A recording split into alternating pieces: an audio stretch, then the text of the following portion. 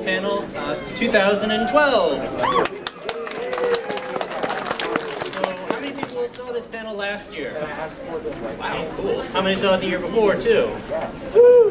How many people actually saw it in 2009 when it was still called Science of Anime?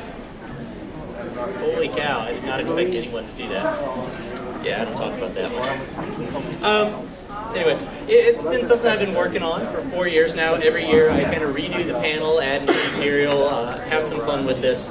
My name's John Boise. I majored in astronomy from the University of Kansas, graduated in 2008.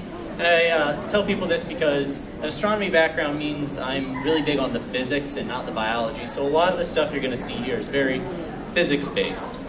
The way I do this panel is I kind of give a scenario and then try to discuss what doesn't work about it, and then I'll kind of come back for those that don't understand and explain what was really going on. But first I kind of want to do a little bit of explaining about why I do this panel. And one of the big reasons I do it is because of things like this. According to a big international survey, this portion was on America, it's called the Science and Engineering Indicators. In 2008, they said many Americans do not give correct answers to basic factual questions about science and questions about the scientific inquiry process. And these are really basic questions. I mean, like this. How long does it take for the Earth to go around the sun? The answer is 1 year. Yet 62% of Americans get that right, meaning 38% get it wrong. That's kind of embarrassing considering that's kind of the definition of a year. But I'll cut them some slack. I mean, how often do we really use the definition of the year, except maybe on New Year's Eve when we're drunkenly making New Year's resolutions that we won't keep next week? All right, but what if it's something, you know, important, like our health? So true or false, antibiotics kill viruses as well as bacteria? It's definitely false, but barely half of Americans know that. And this is a very dangerous thing when you're doing things with health and antibiotics, because there's always the doctors telling you, oh, make sure you stay the course with the antibiotics so they don't get 98% of them, that last 2% evolve resistance. You have to understand what's really going on here. And because we don't, we're starting to evolve super bacteria that are penicillin resistant and amoxicillin resistant and things like that. I'm obviously not going to be solving that problem here at this panel, but what I'm trying to do is get people interested in science. So I'll go ahead and get started. But I do want to give a quick warning that this panel contains algebra graphs, scientific notation, technical language calculus, and it used to say inequalities, but I don't think I used that this year. If you can't understand it, that's okay. You can go ahead and take a nap, because I always bring it back at the end and explain what the heck I just said. So let's go ahead and get started. I included this one because I do this panel every year at NACACon, which usually is in February. Next year it's going to be in March. And I have had this one in here for a while, but I really included it this past year because we had Wendy Lee and Steve Bloom both there. So this was like a really great tribute to them, since this clip comes from Cowboy Bebop. What are you gonna do? My floating act.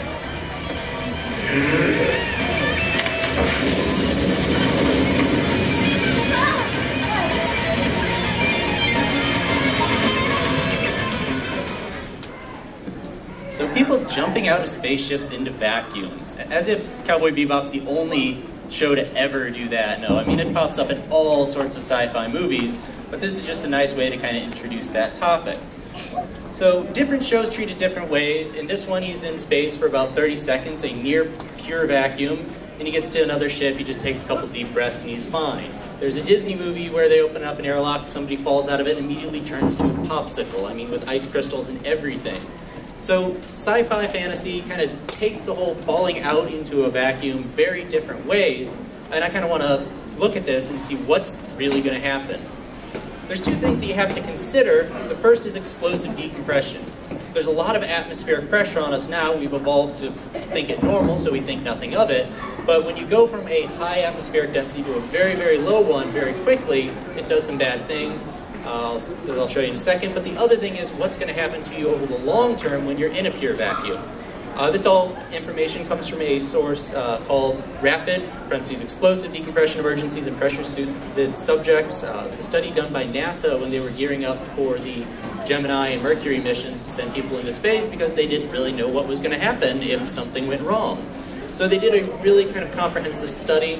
They obviously weren't putting people and then like blowing them out of airlocks or anything. But they had looked at things like Air Force pilots when they're flying up at really high altitudes. There's very low pressure there, so they studied things like what happens when things went wrong there. And they came up with a 150-page document full of creepy. So I'm going to condense it for you. So one of the first things that's going to happen is, obviously, if there's not enough air for you to breathe, you're going to get hypoxia. It means you don't have any oxygen in your blood because, hey, you can't breathe anything that's not there. If you don't have any oxygen in your bloodstream, you're going to turn a bit blue. You also get decompression sickness, known as the bends. Right now you have nitrogen and other gases that are dissolved in your blood, but they're only dissolved in this very minute form because of the atmospheric pressure. When you lose that pressure, the gas will expand, causing bubbles to form in your blood, which can cause heart attacks and aneurysms. Not particularly fun. Being that I'm from St. Louis, we have a special connection with this because we have a bridge that goes across the Mississippi River called the Eads Bridge. And to build that, what they did is they sunk these big cisterns into the river, about 100, 120 feet underwater. And while it doesn't sound deep, that's a lot of water pressure, and that presses on the air inside the cistern. So there's actually a very high atmospheric pressure there. And what would happen is people would come up out of the cistern through the elevator, and all of a sudden they just keel over and die. And the reason for that is because the gas was coming out of solution in their blood, causing this decompression sickness. So St. Louis figured out how to kill people with changes in pressure. Thanks, St. Louis. When this happens, it's going to kind of tear at any of the tissue around it. You're going to have short and long-term central nervous system damage. Those tissues are fairly sensitive. It's also going to cause swelling of other tissue, especially your pulmonary tissue. Will rupture your sinuses and eardrums. Obviously, all the kind of abdominal, the intestines and everything, which are kind of stretchy and elastic in the first place, they're going to stretch a lot more. And as if that's not bad enough, you might feel a bit nauseous. But the question is, where is Spike really going to fall? How much of this is going to hit him? Because how much of this is caused by explosive decompression, and how much of it is caused by the vacuum conditions? Well, it's hard to disentangle all those. Oh, I forgot that when you lose the oxygen, you have about 5 to 15 seconds of oxygen just left in your lungs and in your bloodstream. And after that, you start to feel really drunk for a few seconds, and then you pass out and don't remember anything. So again, where does Spike fall? Well, that same paper had a nice little graph where they had done some tests on rats. Nobody likes rats, ignore the line on the bunny. But what they're showing here is if you look at the third and fourth column, it starts off at a fairly normal atmospheric pressure and goes to some very low pressures, not quite pure vacuums. But then if you look at the decompression time, you see it starts off, they were doing it at about 6/10 of a second, and then went down to about 1/10,000th of a second. I'm sorry, 1,000th of a second. So from a long-ish time, I mean a second's not really long, but to a very short time to undergo this decompression. And what happens as you do that? Well, you see in the last column, the mortality percent. If it happens relatively slowly, you have a fairly good chance of surviving. But if it happens very quickly, you don't. So the question is, where does Spike fall on this graph? Again, there was a nice little handy graph in the paper that helps us figure that out. And what this says is it's looking at the volume of air you have on the y-axis, the area of the orifice that the air is going to be leaking out on your x, and then it has these kind of lines that show how long the air is going to take to leak out. So I estimated the volume of Spike's little capsule in there. It's about 2 meters across. You can figure out the volume of the sphere from that, figure out the area of the orifice. Since it pops off half, you have basically the diameter of the circle. But that puts Spike about right here on the graph, which means that he's going to decompress somewhere between 0.01 seconds and 0.001 seconds. And the other thing you notice about this graph is that it's logarithmic, which means that he's actually a lot closer to the 0.001 than he is the 0.01. So going back to that last graph, where does he end up falling? Down at the bottom. I actually plotted this up, and he has about an 83% chance of dying outright. Not to mention all that other kind of unfortunate stuff that he probably would have faced anyway. So not exactly a pleasant situation. The next thing I'm going to talk about is Pokemans, because everybody loves the Pokemans. And this is one of my favorite ones. I mean, I'm really into the first 150, and I kind of ignore the other ones, but this one is special. A fire snail, who according to the Sapphire Pokedex has a body temperature of approximately 18,000 degrees Fahrenheit. this is why I don't get people that laugh. They're like, oh man, I get this. Numbers, people throwing at me. I don't have any context. What the heck is 1800 degrees Fahrenheit? My oven's 600. I can't think past that. So let me try to put that in a little bit of perspective. Let's put it in some other units. 1800 Fahrenheit is about 10,000 degrees Celsius. Kelvin conversion is about the same by that scale. But let's put it into the context of something you might at least have a vague notion that it's rather hot, like the sun. So this Pokemon is twice the temperature of the surface of the sun?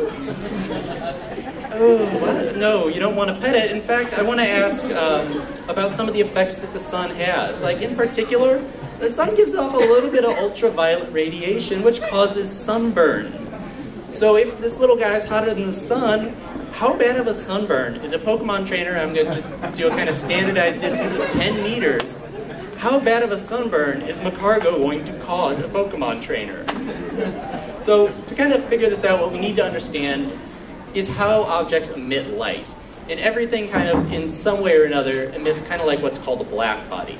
So it emits at all these different wavelengths, and I have on there the visible part of the spectrum, the part of the light we see. And what we have is a whole bunch of different curves that represent objects of different temperatures. This bottom one down here is 3,000 degrees Kelvin. Then the next one up is 4,000, 5,000, 6,000. And what you see is that each time the little line moves towards the left at its peak, but it also gets a lot taller. Now the amount of area that's underneath that represents the total amount of energy. So you can see that it gets a lot more energy that it's giving off very, very quickly as you start getting to higher temperatures. And keep in mind, this isn't even showing where Macargo is because he was off at 10,000. So at 6,000 degrees, which is a little bit warmer than the sun, it's giving off most of its light in the yellow part of the spectrum. Now imagine we do it all the way over to 10, and it's not going to be emitting most of its light in the yellow part, it's going to be emitting most of its part out here past the visible, in the part of the ultraviolet, which is going to give you cancer. But exactly how much? We want to be rigorous with this. So up in the right corner, I have the equation that gives the shape of this curve. And what we can do is we can do an integral. For those of you that are taking calculus, this is the area under the curve between 2 points on it. So what we want to do is we want to figure out how much area is there under that part in the ultraviolet for Macargo, and then do it for the sun, and then compare. So that's what I did. The ultraviolet B, the cancer-causing part, is from 315 nanometers to 280. So if I integrate over that range, this is what you end up getting for Macargo, is 6.44 times 10 to the 23rd watts per meter per steradian. How many people understand those units? Some two. Really, you guys know what steradians are? Wow, what the heck is your major? Engineering? Engineering. You might use it, yeah. Okay. The only time I ever saw it was in one astronomy course. What it is it's kind of like an area, but in a sphere. So we're normally figuring out areas in math for Cartesian coordinates where you have three axes, x, y, z. But in spherical ones, it makes this kind of wedge-shaped thing. So it's talking about how much of an angle you get there. It's called a solid angle. I'm going to deal with this more in a minute, but just to compare to the sun over that same range gives off 2.15 times 10 to the 22 watts per meter per steradian. This doesn't really seem all that bad because, hey, they're only an order of magnitude off. This is roughly 30 times as much ultraviolet radiation from Macargo as compared to the sun. That's not that bad. Well, this is where the units become very important because the meters and the steradians come in two other ways because of these two effects. Macargo is going to be a lot closer. So you're going to get kind of a lot more of it hitting you since it's not spread out as much, but at the same time, Macargo is a lot smaller. The sun isn't like gigantic. Macargo's not really that big. So we need to take these effects into consideration with those units. So I kind of made some estimations on the size of Macargo. I found a screen cap on YouTube of something like him standing next to a Pokemon trainer. So I estimated he's about half a meter tall. And at a distance of about 10 meters, you would present a target of about 0.01 steradians. Multiplying all that together, you get that you're going to be blasted with 3.22 times 10 to the 21st watts of ultraviolet radiation. Put it in context. Compared to the sun. Doing the same thing here, The sun, yes, it is bigger, but it is really, really far away. 93 million miles, which if anyone ever watches, what is it, the game show where you have to keep answering questions, Who Wants to Be a Millionaire? That was one of the $1 million questions. I'm like, oh my god, I knew that! It was one of 2 times I ever knew the answer. The other was, what was Luke's home planet in Star Wars? I'm like, easy question. Why can't this guy get it? But anyway, so now we're going to see where this big difference comes in. Because for Macargo, it's 10 to the 21st watts, and for the sun, it's 10 to the 15th. Now we are 6 orders of magnitude off. 1,000,000 times as much. So we just jumped from 30 to 1,000,000. But wait, there's more. There's this thing called the atmosphere, and it ends up blocking most of the ultraviolet radiation from the sun, somewhere from 97 to 99%. Now over a distance of 10 meters, that's inconsequential, but that means that 98% of the sun's ultraviolet is going to be blocked out, so we need to reduce that amount by 97, 98%, which means we're going to knock the sun's down to 8.82 times 10 to the 13th watts. So let's take that as a ratio. The power you're getting from Macargo versus the sun, you are getting 3.65 times 10 to the 7th. 36 million times as much radiation from a Pokemon. This guy's dangerous. You're gonna get dead quicker. But you'll have a great tan. A lot. So very, this is why I'm glad Pokemon aren't real. Alright, so those are the ones that I'd had from previous years. New to 2012, I've got a couple new segments. So the first one here is from Samurai 7, which was kind of a really cool series. This is a long clip because it kind of takes some explaining of what the setup is. I think it's about 1.5 minutes, so I'll just let it play here.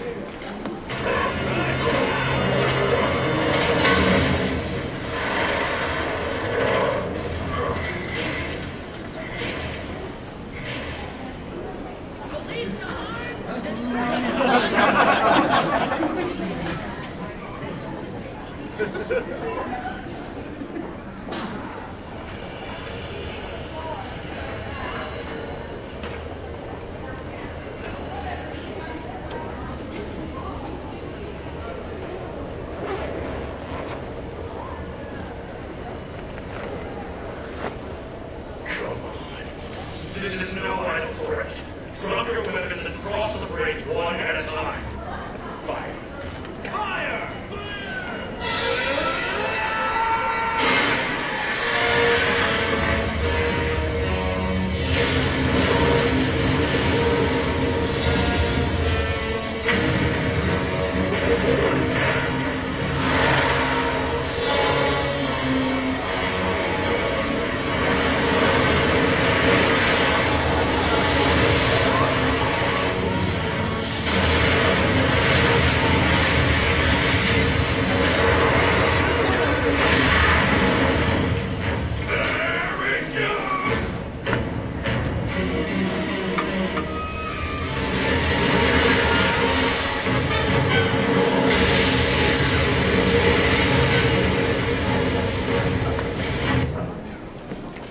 Cool. I mean, tree cannon. Like, at least, I mean, not freaking bad.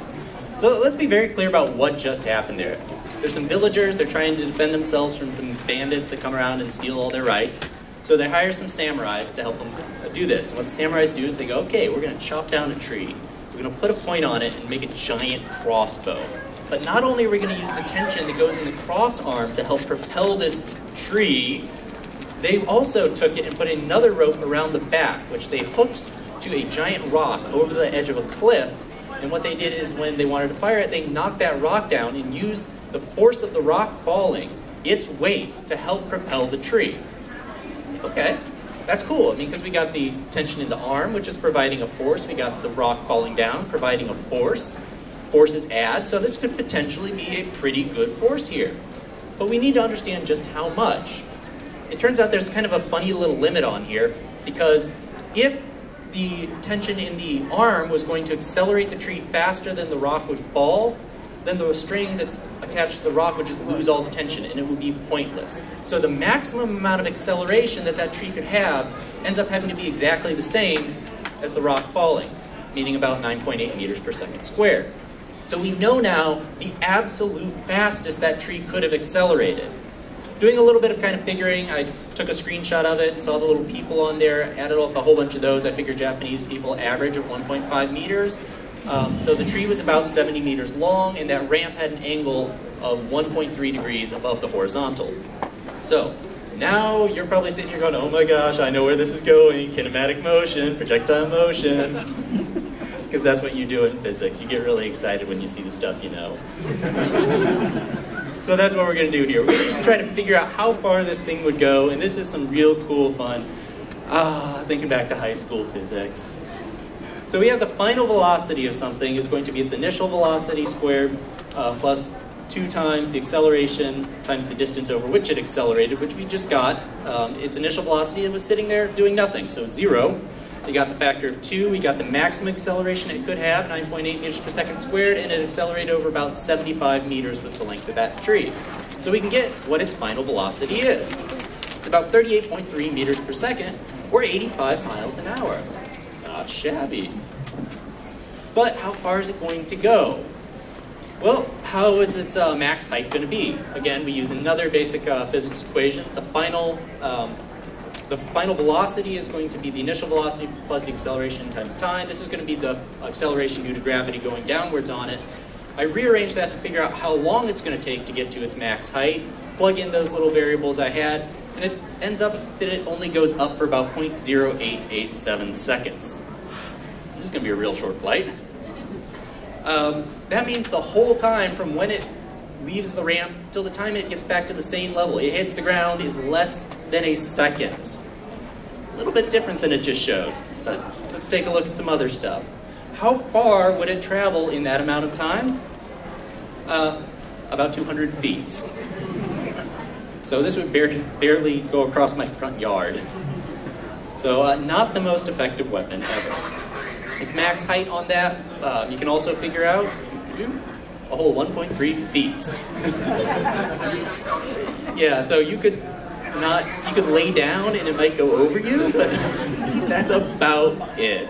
So not the smartest weapon ever, but it looked cool, so I'll give it a pass. This one, probably not the most interesting one to most people, but this one I just worked on for a really long time, so I included it anyway. This is from Avatar, the original series, Last Airbender, not that movie that we don't mention. So this is from the last episode. Aang is setting everything right with the world.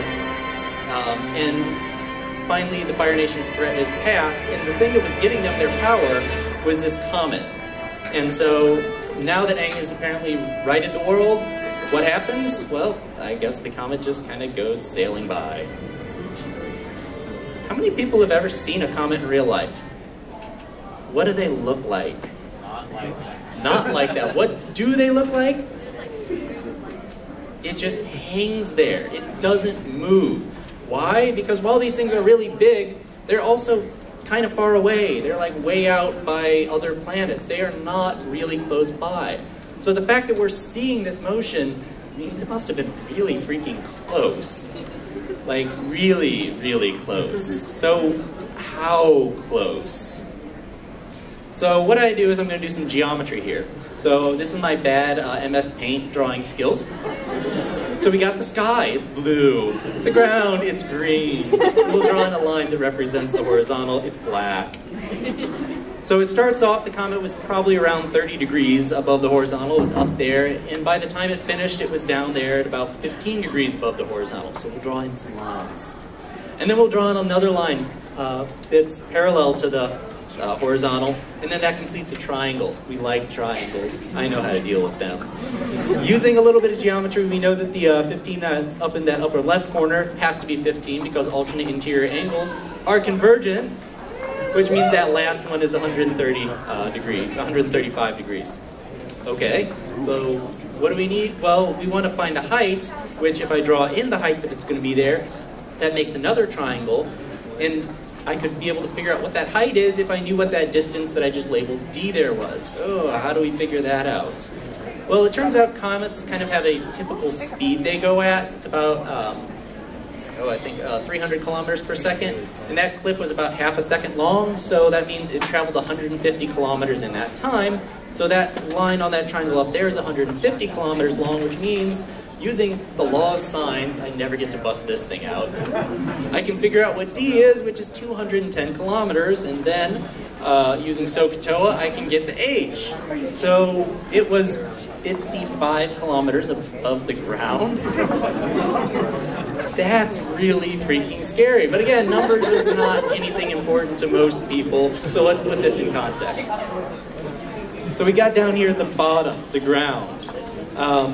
By about 85 kilometers up, there's meteors. At 100, that's where the kind of atmosphere levels off and there's not really much left. When they had the X Prize about 6 years ago, that's the height they had to hit and then come back down. It was considered space. And then the shuttle flies a little bit above that. I think its maximum height is 300 kilometers. And then past that, it's just, you're way out there. So where was this guy? Like way down here. Really in the atmosphere, which is scary, because let me tell you about this comet. It's called 99942 Apophis. Has anyone heard that name, Apophis? Why did you hear about it? What's that? Egyptian? Okay, yes, it's named after an Egyptian god, but in relation to this asteroid. Yeah, it might potentially hit us. Like, it's coming really close, closer to us than the moon. In fact, here's where it's going to be coming in 2029, is that white circle around the edge, that's the moon's orbit. That green dot in the center, that's the Earth, to scale. So here's the path of the comet coming in, and that white line that's kind of perpendicular to it, that's the uncertainty of where it's going to pass exactly. And you see that it's a pretty uncertain area, and it's within 40,000 kilometers. So if you scoot that to about 55 kilometers, think about the uncertainty of that, and that comet's coming basically straight at you. It's also really scary because with that uncertainty, you don't know if it's going to hit you. I would be way more worried about that comet than the Fire Nation. Because if that comet hits, we go the way of the dinosaurs. That would be bad. Like, it was an asteroid that ended up wiping out the dinosaurs. But here's the thing about asteroids. They kind of sit in the asteroid belt most of the time, meaning that their average velocity is kind of very similar to that of Earth. They're not moving that fast if they hit us. Unlike comets, they're moving really fast. And the amount of energy that they're going to smack us with is the square of the velocity, which means it's going to dump a lot.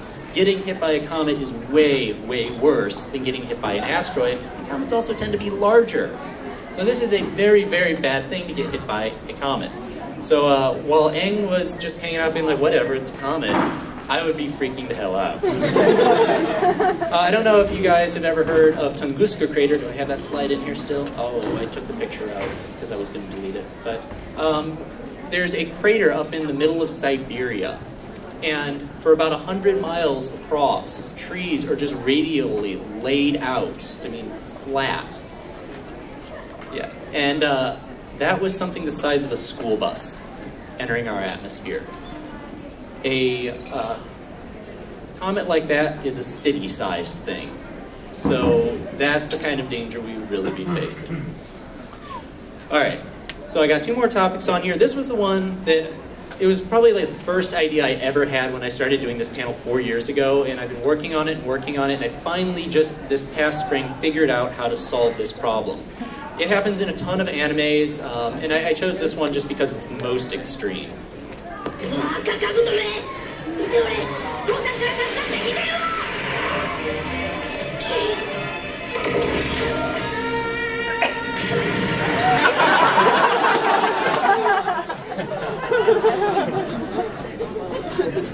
So what's the blood pressure necessary to do that?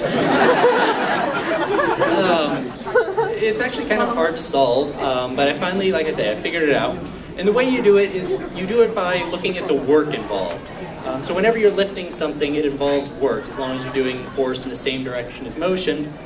And so the work always has to be kind of constant, conservation of energy and all that. So there's the work being done by gravity, trying to slow it down, but there's also the work being done by the blood pressure pushing it up. And anytime you have work being done by pressure, you can figure out what that work is by the change in pressure times the volume over which it happened.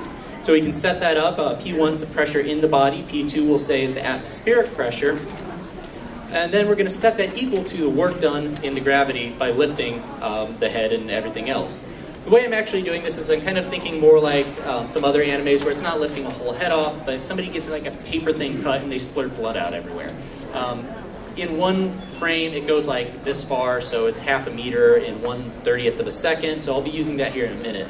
But we can set this equal, and so we get that the change in pressure times the volume is equal to the density of whatever fluid is, in this case the blood, times the volume, times the force of gravity, times the change in height. So that's where that half a meter comes in that I just referenced. The problem is I don't know what the volume of the blood involved is, but it doesn't matter because you see that the V is on both sides, which means it cancels out of the equation and simplifies a little bit to things that I tend to have. That's kind of cool. So we're going to solve that for P1, which is going to be the internal blood pressure there. And now we have everything we need to go ahead and solve it. So let me tell you about what the variables are here. Y1 is going to be the initial height of the blood, starting off basically wherever they get their cut.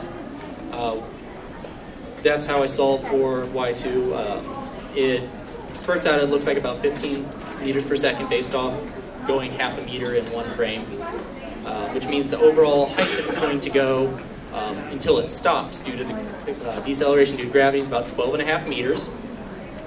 And the external pressure, the air pressure, is 10.1 kilopascals. The density of blood is basically water, 1 gram per cubic centimeter, 1,000 kilograms per cubic meter. And the acceleration due to gravity is obviously negative 9.8 meters per second squared. Putting all that in, we get that the pressure of the blood is 224 kilopascals. Yeah, again, numbers, context, let's do this. All right. Human blood pressure tends to be about 12 kilopascals. So about, what is that, 20 times higher? Yeah, that is not going to be good for your health. A little bit of hypertension. It was kind of funny because this wasn't an idea that I had actually had. Somebody had recommended I do this, and they phrased it kind of funny. They said, can you explain how it is that like the blood pressure in anime characters is essentially equivalent to that of a soda can? They were right. I mean, totally, yes. But the average pressure inside a soda can is about 200 to 300 kilopascals. Alright, so this is going to be my last one. How many of you guys saw that, what was it, the My Little Pony science video? I was so annoyed when I saw that because like, man, they're stealing my gig here. I've been doing this for 4 years and he goes viral in a week. So I figured I had to answer that somehow.